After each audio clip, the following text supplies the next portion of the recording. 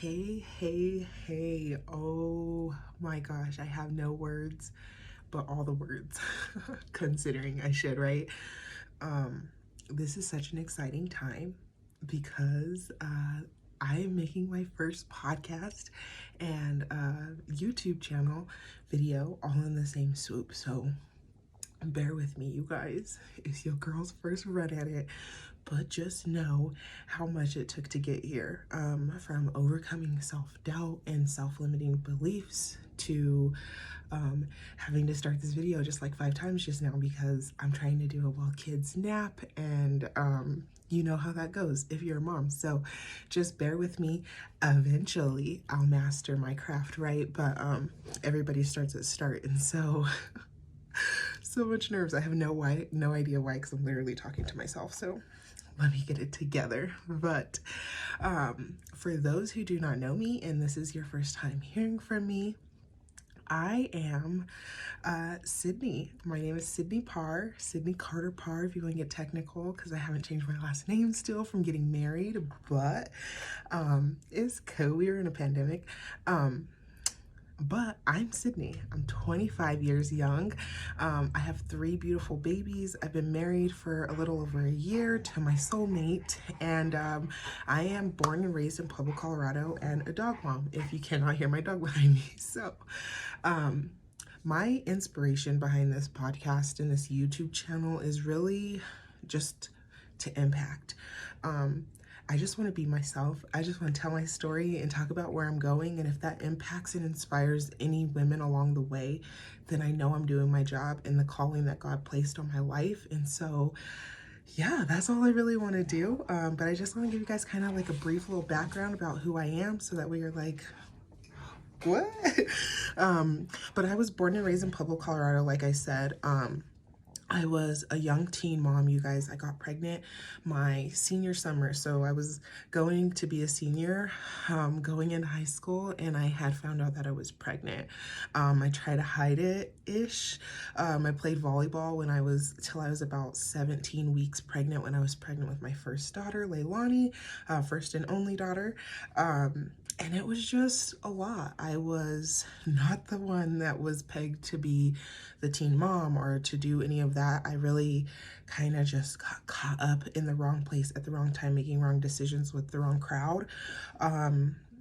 And we'll get into that, you guys, in a different episode. But yeah, I was a teen mom. It took a lot for me to be able to graduate on time with my class. I graduated not only from high school, but the health academy as well. So I got to graduate with my CNA license, which was so helpful because I was already a young mom. And so I kind of felt like I had that head start with not making minimum wage, and just being able to provide for my family, because at the same time, my parents were actually going through a separation. So it was a lot going on at that time, but we pushed through, made it through. But because I had I like to call it adrenaline, because I really, like, when I look back, I knew how I graduated because I was doing all the right things up until the moment that I got pregnant-ish, you know. Like, I went to class. I was the girl who I handled my business, but still I got caught slipping.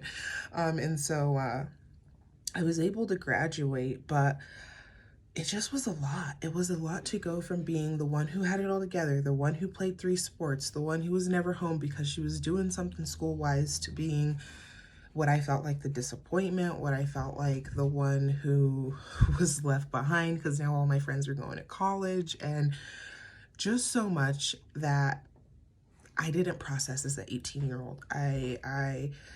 I smushed it down. I tried to do my best to carry on, but so much was catching up to me. So when it did, my anxiety hit me hard. My depression hit me hard. At the time, nobody talks about it like that, and everybody, you know, kind of claims that they have anxiety and depression, and I'm not saying that they don't, but I didn't know. I didn't want to be one of those people who just said that I had it to be cool, so I didn't talk about it, which resulted in me falling into the wrong crowd again. I have a very addictive personality. If you know that about yourself, it's actually a really huge thing to know about yourself.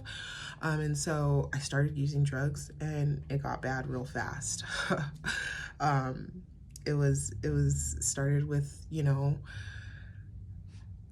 I don't even want to talk about it in the depth of this video because y'all are just getting to know me, but downhill real fast. And so once I was ready to try to just start picking up the pieces to my life again, that is when I wanted to get sober, is when I lost my car, I lost my house, my apartment, I lost my job, and I had my daughter, and it was really still one of the biggest things in my life. Like, I've never felt that was rock bottom. Like, there was no further down that I could go, and I just remember thinking my daughter would be better off, and really dark thoughts. And that is when I found God, and I just heard this voice in my head telling me, like, you're not done yet, you're not finished, this is not where your story ends. If you can just pick up these pieces, I promise, like, you will see better days, and you will be able to talk about it and help other people through it. And at the time, it wasn't in such deep context. It was literally just like, this isn't your end. And I kind of had to fill the pieces in as I went, but I'm just so thankful that I did, because ever since then I've had 2 more children, 2 boys. They literally are a part of my world, right? I found my soulmate on Tinder. Who knew?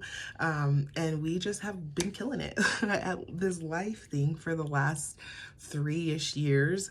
And it's been a huge blessing. But when we got pregnant with my son, my first son, after 3 months of dating, I kind of had one of those moments in life again where it was like life was going fast, and I had never checked in with God. Like, I had never asked him, like, is this what we're supposed to be doing? Like, I didn't even know if he like responded, how that looked.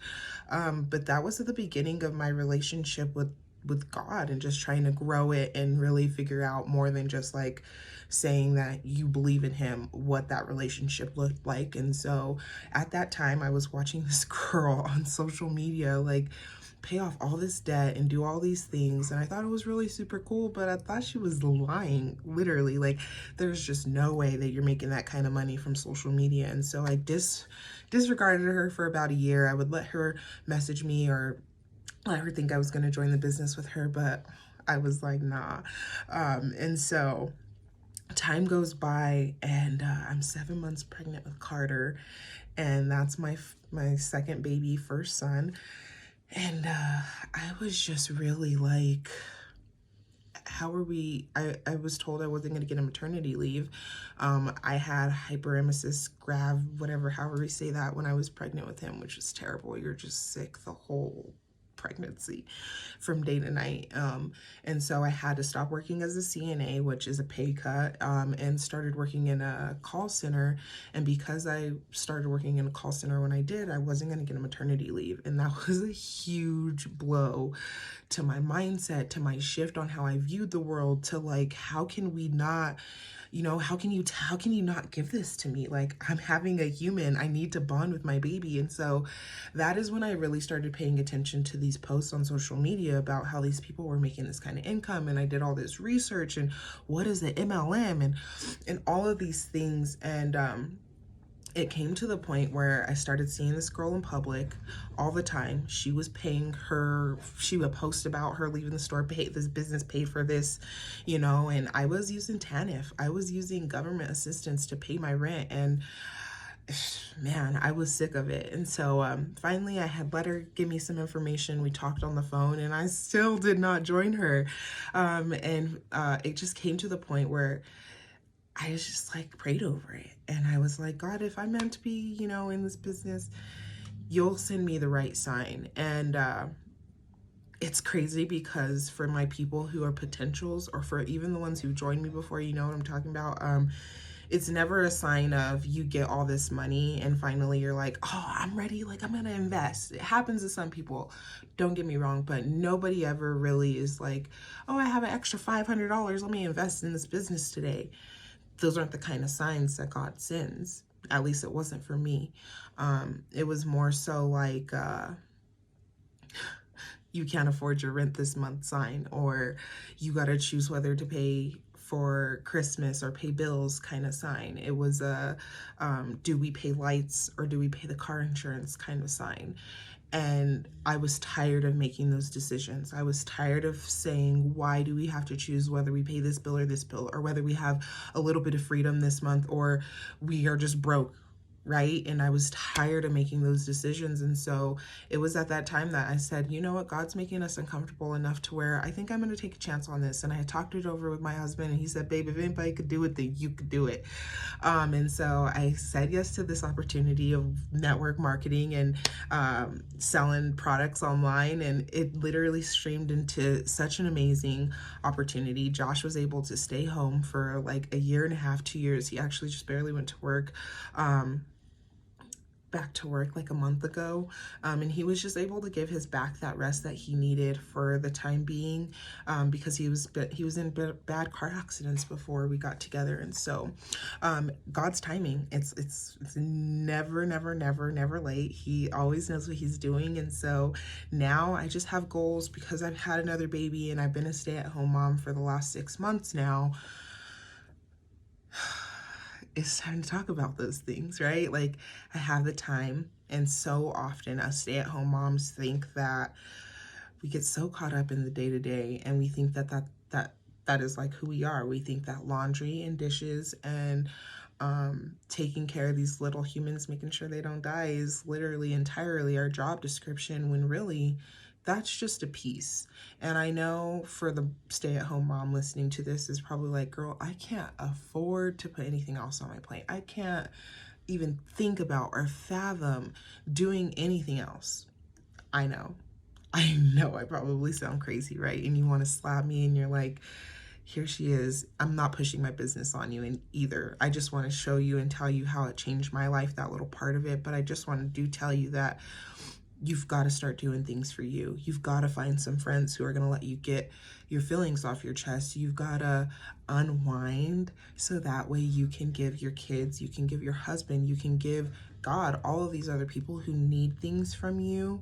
You can give them the full thing. Like, you don't have to give your husband 25% because you spent all day giving your kids 110%, when really we have enough in us to really give, like, do all the things, but in portions and in just being like, I don't know how to explain the word that is coming to my mind, but it's definitely obtainable is what I'm trying to say.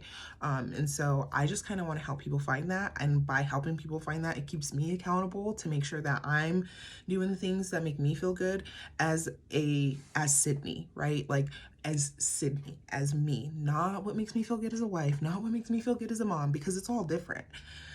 The way my husband can make me feel good is entirely different from the way my kids can make me feel good, and the way my mom can make me feel good, or my siblings, or vice versa. So you have to make sure that you're channeling in on what can you do for you that makes you feel good, because that's how you fill your cup up to where you're able to go do those things for other people. And so I'm excited because that's essentially what this podcast is going to be about and what this YouTube series is going to be about. And I just have so many things.